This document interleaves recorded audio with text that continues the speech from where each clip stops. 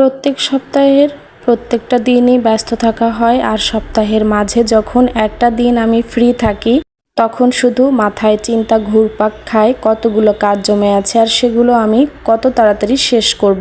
প্রত্যেক সপ্তাহের শুক্রবারে অনেক বেশি পরিমাণে কাজ জমে থাকে, যেহেতু বাচ্চাকে নিয়ে স্কুলে যাই প্রতিদিন কিন্তু এই কাজগুলো আমি করতে পারি না। একটা দিনই শুধু রেখে দেই এই কাজগুলো করে নিব। তাই হ্যালো এভরিওয়ান, আসসালামু আলাইকুম, welcome back to my new another blog. মাসপি জলডান ব্লগ থেকে মাসপির মম বলতেছি। কি অবস্থা সবার, কেমন আছেন সবাই? আই হোপ যে যেখানে আছেন ভালো আছেন, সুস্থ আছেন। চলে আসলাম নতুন আর একটা ব্লগ নিয়ে। ব্লগটা শুরু করেছি একদম খুব সকাল থেকে শুরু করেছি। ছেলের স্কুলে চলে যাব, ছেলের জন্য সবার প্রথমে টিফিন বানিয়ে নিব। তো ওকে আজকে টিফিনে দিব আমি ডিম পিঠা। যারা এই মুহূর্তে আমার ভিডিওটি দেখা শুরু করেছেন তারা প্লিজ একটা লাইক দিয়ে একটা কমেন্ট করে আমার সাথে থাকতে পারেন। আর যদি আমার ভিডিওর কোনো অংশ ভালো লেগে থাকে তাহলে প্লিজ আমার চ্যানেলটাকে সাবস্ক্রাইব করে দিয়ে আমার পাশে থেকে যেতে পারেন। যারা অলরেডি এই কাজটি করে ফেলেছেন তাদেরকে জানাচ্ছি অসংখ্য ধন্যবাদ। তো এখানে দেখেন আমি কিন্তু সবার প্রথমেই ছেলের জন্য টিফিন বানাচ্ছি ডিম পিঠা। ওকে প্রতিদিন স্কুলে যাওয়ার সময় ভাত, খিচুড়ি বা রুটি বানিয়ে নেই আর নাস্তার আইটেম টিফিনে রেডি করি। টিফিন রেডি করা শেষ হলে ছেলেকে খাইয়ে দিয়ে তারপরে আমি খেয়ে ছেলেকে নিয়ে কিন্তু স্কুলে চলে যাব। আজকের ভিডিওতে বৃহস্পতিবার এবং শুক্রবার 2 দিনের ভিডিও অ্যাড করা আছে, আশা করি আপনারা দেখলে বুঝতে পারবেন। এই ডিম পিঠা কলা, দুধ, চিনি এবং ডিম এবং চাউলের ময়দা দিয়ে বানানো হয়েছে। আমার বাচ্চা তো মাশাআল্লাহ এই ধরনের নাস্তা আইটেম খুব পছন্দ করে।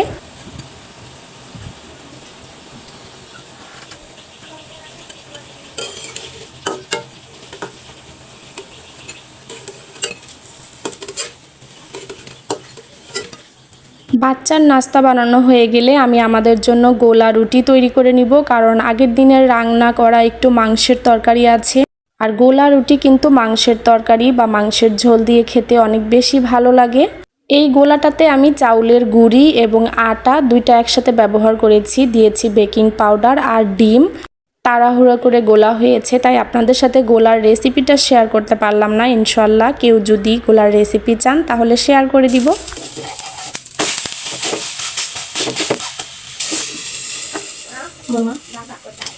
প্রতিদিন সকালবেলা উঠে যুদ্ধ শুরু হয়ে যায়। যেদিন ছেলের স্কুল থাকে বাসার সবার নাস্তা বানিয়ে দুপুরের রান্না কমপ্লিট করে ছেলের টিফিন রেডি করে তারপরে কিন্তু আমি স্কুলের উদ্দেশ্যে বের হয়ে যাই।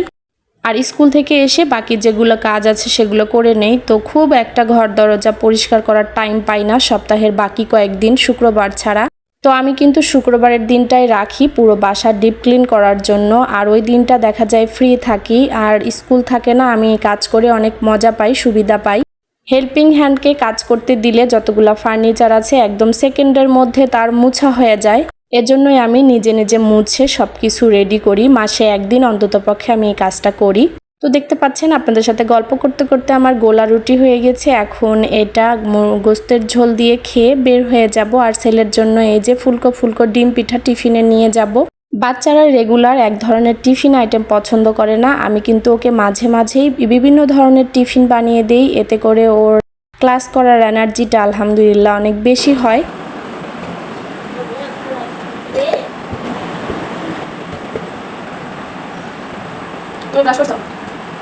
স্কুল থেকে আসার সময় আমি কিছু সবজি কিনে নিয়ে এসেছি আর আমাকে স্কুলের একটা ভাবি কিছু লটকন দিয়েছে। তো মাশাআল্লাহ লটকনগুলো দেখতে কিন্তু অনেক ভালো। আমি একটু খেয়ে টেস্ট করে দেখলাম অনেক মিষ্টি। বাসায় সবজির পরিমাণ খুব কম ছিল, বলতে গেলে সবজিই ছিল না। তো স্কুল থেকে আসার সময় যেদিন সবজি কেনার দরকার হয় আমি টুকিটাকি সব সবজি কিনে নিয়ে আসি। আর এখানে দেখতে পাচ্ছেন অনেকগুলা লেবু, এই লেবুগুলাও মানুষ গাছ থেকে বিক্রি করছে। আমি স্কুল থেকে আসার সময় এই লেবুগুলা কিনে নিয়ে এসেছি, সুন্দরভাবে ধুয়ে শুকিয়ে এটাকে সংরক্ষণ করে রাখবো। লেবুর গায়ে পানি ঝরিয়ে গেলে লেবুগুলো ফ্যানের বাতাসে শুকিয়ে তারপরে বক্সে রেখে দিব। অনেক দিন পর্যন্ত এই লেবুগুলা ভালো থাকবে। যেহেতু এগুলো নিজের হাতে গাছ থেকে পেড়ে নিয়ে এসেছি, এই লেবুগুলোতে কোনো ধরনের ফরমালিন নাই। আর এগুলো ফ্রিজে রেখে দিলে অনেক দিন থাকে। অনেক সময় দেখা যায় বাজারের লেবু কিনলে ফ্রিজে রাখলে খুব তাড়াতাড়ি নষ্ট হয়ে যায়। জানি না ওগুলোতে কি ব্যবহার করে বা কতদিন আগে ওগুলো উঠায়। তো এই লেবুগুলো আমি এই যে একটা তয়েলের উপর সুন্দর করে বিছিয়ে দিব। আর এটা সুন্দরভাবে পানি যখন একদম শুকিয়ে যাবে তখন কিন্তু আমি এই লেবুটাকে বক্সে ভরে ফ্রিজে রেখে দিব।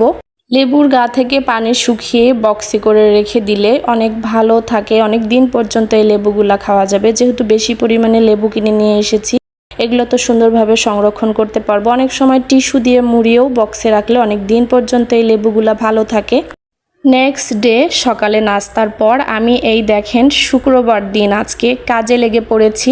পুরো বাসার ধুল ময়লা যা ছিল সব পরিষ্কার করেছি। হেল্পিং হ্যান্ড শুধু রুমটা মুছে দিবে, আর যত ফার্নিচার আজকে আমি মোছার দায়িত্ব নিয়েছি, কারণ হেল্পিং হ্যান্ডকে দিয়ে ফার্নিচার মুছালে ফার্নিচারের ধুল আর ধটাও যায় না।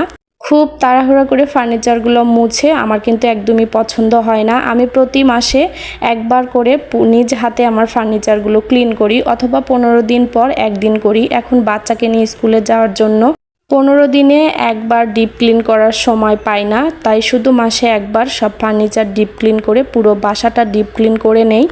অলরেডি অনেকগুলা কাপড় ধুয়ে দেওয়া হয়েছে ছাদে, ওগুলো শুকাতে শুকাতে বাসার কিন্তু সব ধরনের কাজ করব। আজকে কোনো রান্নাবান্না শেয়ার করতে পারবো না, তার কারণ গরুর মাংস কালকে রান্না করে রেখেছি, ওগুলা দিয়েই আজকে খাওয়া দাওয়া হয়ে যাবে। যেদিন আমি ডিপ ক্লিনের কাজ করি তার আগের দিন আমি একটা তরকারি রান্না করে রাখি, যেন আমার দুপুরবেলা খাওয়ার জন্য কোনো প্যারা না হয়। তো এখানে আমি ডাইনিং টেবিলটা পুরো মুছে একদম সব কিছু ক্লিয়ার করে এখন সুন্দরভাবে ম্যাট রানারগুলা সুন্দরভাবে বিছিয়ে দিব। জায়গা কম থাকার জন্য আসলে ওই পাশের চেয়ারগুলো একদম অলের সাথে লাগিয়ে রেখে এটা 3টা চেয়ার ব্যবহার করতেছি। সবগুলো চেয়ার আমি সুন্দরভাবে মুছে নিয়েছি, এখন চেয়ারের কাভারগুলো লাগিয়ে দিব। যেহেতু আমার ছোট বাচ্চা আছে এই জন্যই আমি ডাইনিং টেবিলে চেয়ার কাভার ব্যবহার করি। তাছাড়া দেখা যায় ও কিন্তু জিনিসপত্র দিয়ে এখানে ওখানে লাগিয়ে কাঠ দাগ করে ফেলে, এটা ওটা লাগাই। আর বাচ্চা বড় হয়ে গেলে ইনশাল্লাহ তখন এগুলো একটু খালিভাবে ব্যবহার করতে পারবো। তো এখানে আমি ম্যাট বিছিয়ে দিয়ে রানারটা সুন্দরভাবে বিছিয়ে দিয়ে একটা মানি প্লান্টের ছোট্ট একটা গাছ রেখে দিলাম, একটা টিস্যু বক্স রেখে দিব। খুব একটা জিনিস আমি রাখবো না, কারণ মাঝে মাঝে ছেলে আমার টেবিলের উপরে উঠে এগুলো কিন্তু এলোমেলো করে দেয়। আসলে ছোট বাচ্চা থাকলে বাসা যতই গুছাই না কেন একদমই গুছানো থাকে না। সারা দিন এত কষ্ট করে গুছানোর পর দেখবেন 1 ঘন্টা শুধু সময় লাগবে এই বাসাটা এলোমেলো করতে। তো টেবিল গুছিয়ে রেখে আমি একদম চলে গিয়েছিলাম বেডরুমে। পুরো বেডরুমের একদম জানালা দরজা থেকে শুরু করে সব কিছু ডিপ ক্লিন করে নিয়েছি। এখানে কিছু কাপড় ভাঁজ করে রেখেছি রেগুলার ব্যবহারের জন্য, যে কাপড়গুলো আছে সেগুলা। বেডরুমটা সুন্দরভাবে গুছিয়ে নিয়েছি। কিছুক্ষণ পরে আমার হেল্পিং হ্যান্ড এগুলা সব ক্লিয়ার করে মুছে দিবে, আমি শুধু পরিষ্কার করে দিয়ে একদম যেখানে যে ময়লা আছে সবগুলো বের করে দিব, কারণ উনি একদম চিপাই চাপার ময়লাগুলা বের করতে পারে না। তো এখানে আমি ঔষধ রাখার একটা গুছিয়ে নিলাম, আর কিছু কৌটা আছে রান্নাঘরে, সেই কৌটাগুলো ক্লিন করে রোদে দিয়েছিলাম, সেগুলো ওই দেখেন সুন্দরভাবে গুছিয়ে নিয়েছি ক্যাবিনেটের উপরে। খুব সকালবেলা উঠে অনেকগুলো প্লেট বাটিও ধুয়ে দিয়েছিলাম, কৌটা ধুয়ে দিয়েছিলাম। এই র্যাকটা পুরো ক্লিন করে ছাদ থেকে শুকিয়ে নিয়ে এসেছি। তো মাশাল্লাহ, যেদিন বাসা পুরো ডিপ ক্লিন করা হয়, পরিষ্কার করা হয়, নিজের কাছে নিজেকে অনেক হালকা লাগে। ওইদিকে আমার হাজব্যান্ডকে এবং আমার ছেলেকে খাওয়া শেষ করে দিয়ে এসে আমি নিজে একটু খেয়েছি, কারণ আজকে আমি গোসল দেরি করে করব। ওরা নামাজ থেকে এসে আলহামদুলিল্লাহ খাওয়া দাওয়া করে নিয়েছে, আর আমি এদিকে সোফার পুরো যে নিচের দিকে আছে ময়লা সেগুলো সব পরিষ্কার করে নিব। চাচিকে বলেছি এগুলো মুছার পরে তারপরে আপনি রুমটা মুছে দিয়ে যাবেন। সোফার নিচে অনেক মাকড়সা পড়েছে, তো ওগুলো আমি ক্লিন করে নিব। আর আশেপাশে থেকে ধুলা আসে, ধুলাগুলো সুন্দর করে মুছে কাবার পরিয়ে রাখলে খুব একটা ধুলা হয় না, আমি সেটাই দেখলাম। যখন আমি সোফার কাবার ব্যবহার করতাম না তখন কিন্তু সোফায় আমার প্রচুর ধুলা পড়তো। তো কাবার দেওয়ার জন্য দেখা যাচ্ছে বাচ্চা খচাখচি করলে সেখান থেকেও আমি মুক্তি পাচ্ছি। আর খুব অল্প পরিমাণে ধুলা পড়তেছে। আসলে ফার্নিচার বেশি ডিজাইন করতে হয় না, অতিরিক্ত ডিজাইনের ফার্নিচার মুছতে গিয়ে মাশাআল্লাহ অনেক মজা। তো যত বেশি কারুকাজ থাকে ফার্নিচার আসলে তত মুছতে হয়, এজন্য আমার একদম প্লেন ফার্নিচারগুলো পছন্দ। তো মাঝে মাঝে একটু একটু কাজ না দিলে আবার কাঠের ফার্নিচার কিন্তু ভালোও লাগে না। আপনাদের সাথে কথা বলতে বলতে পুরো সোফাগুলো আমার আস্তে আস্তে মুছে ঝেড়ে কমপ্লিট করে নেওয়া হয়ে গিয়েছে। এই দেখেন একদম ঝকঝকা করে ফেলেছি। আর ছাদে দেওয়া হয়েছে কাভারগুলা, তো কিছুক্ষণ পর কাভারগুলাও লাগিয়ে দিব।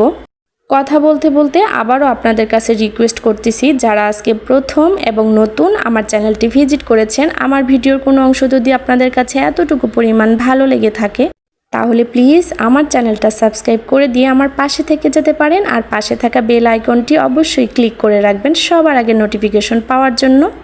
তাহলে আপনি কিন্তু আপনার পছন্দ মতো সময় মতো আমার ভিডিও যদি আপনার কাছে ভালো লাগে তাহলে কিন্তু দেখে নিতে পারবেন। এদিকে সোফার কভার লাগিয়ে আমি ফ্রেশ হয়ে গোসল করেছি, এখন চলে যাচ্ছি ছাদে আমি গোসলের সময় যে কয়েকটা কাপড় ছিল সেগুলো একটু রোদে দিয়ে দিব। বাকি কাপড় একবার ধুয়ে যে শুকানো হয়েছে ওগুলো অলরেডি তুলে ভাঁজ করা হয়ে গেছে, চাচি ওগুলো ভাঁজ করে দিয়ে গেছে। তো ছাদের গেট খুলতেই দেখি মাশাল্লাহ বৃষ্টিতে একদম পুরো ছাদের পানি জমে আছে। আমি 2 দিন ছাদে উঠিনি, আর এই 2 দিনেই অনেক পানি জমে গেছে, পানিগুলো সরিয়ে দিতে হবে, তাছাড়া কিন্তু এখানে মশার ডিম জন্ম নিবে। তো এইদিকে ছাদে আসতেই আমার চোখ পড়লো কর্নারের সেই কৃষ্ণচূড়া গাছটা। মাশাল্লাহ এত ফুল ফুটেছে, দূর থেকে সবুজের মাঝখানে লাল, অনেক ভালো লাগতেছে আমার কাছে। একদম এই কর্নারটা আমার সবচেয়ে বেশি ভালো লাগে ছাদের, কারণ এইখানে কৃষ্ণচূড়া গাছের সারা বছরই এই গাছটাতে ফুল ফুটে থাকে। তো এই যে খুব সুন্দর লাগতেছে। একদিন কৃষ্ণচূড়ার ফুল কানে লাগিয়ে ছবি উঠবো শাড়ি পরে, সেই চিন্তাই করতেছি ফুলগুলা দেখে দেখে। তো আস্তে আস্তে আমি একদম ফুল গাছের কাছে চলে এসেছি, দেখতে পাচ্ছেন কত সুন্দর লাগতেছে। আমার কাছে এতটাই ভালো লাগতেছে, সবুজের মাঝখানে একদম টকটকে লাল ফুল। প্রচুর রোদও, বেশিক্ষণ ছাদে থাকবো না, কাপড় চোপড়গুলা চাচি মেলে দিবে, মেলে দিলেই আমি নিচে নেমে যাব। তো এই দেখেন এর মাঝখানে কাপড় চোপড়গুলা চাচি সব মেলে দিয়েছে, দিয়ে চাচি নিচে চলে গিয়েছে, কারণ চাচিও ভাত খাবে। আমিও নিচে নেমে যাব, গিয়ে ভাত খাবো, কারণ দুপুরবেলা ওদের সাথে খুব অল্প পরিমাণ খেয়েছিলাম। এখন কাজ করতে করতে আবারও ক্ষুধা লেগে গেছে, তো এখন ফ্রেশ হয়ে গিয়েছি, এখন একটু ভাত নিয়ে বসবো 1 প্লেট, কারণ প্রচুর পরিমাণে ক্ষুধা লেগেছে। আর গরম গরম ভাতের সাথে আলু ভর্তা, শসা, লেবু, আর বলেছিলাম না কাজ করব দেখে গতকাল মাংস ভুনা করে রেখেছি, তো এগুলো দিয়েই আমি আলহামদুলিল্লাহ খেয়ে নিব। আজকের ভিডিওটা একটু লং হয়ে গিয়েছে, প্লিজ সবাই একটা লাইক দিয়ে ভিডিওটা কন্টিনিউ করবেন। যারা যারা ভিডিও দেখে দিবেন আমি ইনশাল্লাহ সবার ভিডিও দেখে দিব। তো এখন আলু ভর্তা দিয়ে ভাত মেখে নিয়ে খাচ্ছি, আর লেবু, আর মাশাল্লাহ আলু ভর্তা আমার এত পছন্দ। তারপরে এই যে মাংসের ঝোল দিয়ে এখন খাওয়া শুরু করে দিব। খাওয়া দাওয়া শেষ করতে করতে আপনাদের কাছে আজকে বিদায় নিয়ে নিচ্ছি। আর ভিডিওটি কেমন লেগেছে অবশ্যই কমেন্ট করে জানাবেন। ভিডিওটিকে কোথা থেকে দেখেছেন অবশ্যই কমেন্ট করে জানাবেন। ভালো লাগলে ফ্রেন্ডস এবং ফ্যামিলির সাথে শেয়ার করে দিবেন। দেখা হয়ে যাবে নেক্সট কোনো নতুন ভিডিওতে। ততক্ষণ পর্যন্ত সবাই ভালো থাকবেন, সুস্থ থাকবেন, আর আমাদের জন্য দোয়া রাখবেন। আল্লাহ হাফিজ সবাইকে। আসসালামু আলাইকুম।